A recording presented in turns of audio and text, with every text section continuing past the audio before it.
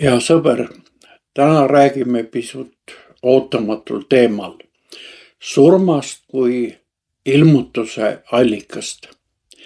Elame ajastul, mil tehisaru on võtnud meie argielus üsna keskse koha.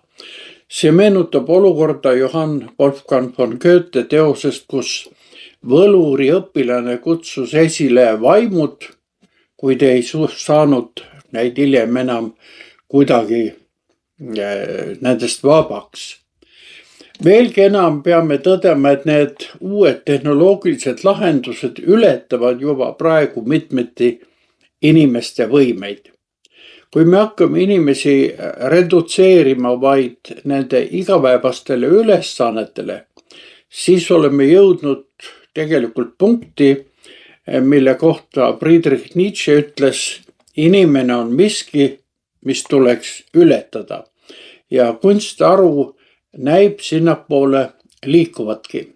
Tõepoolest, kui inimene taandada vaid tema poolt täidetavateks funktsioonideks, siis pole lähimas tulevikus ühtki funktsiooni, mida tehisaru ei suudaks eraldi võetuna ületada.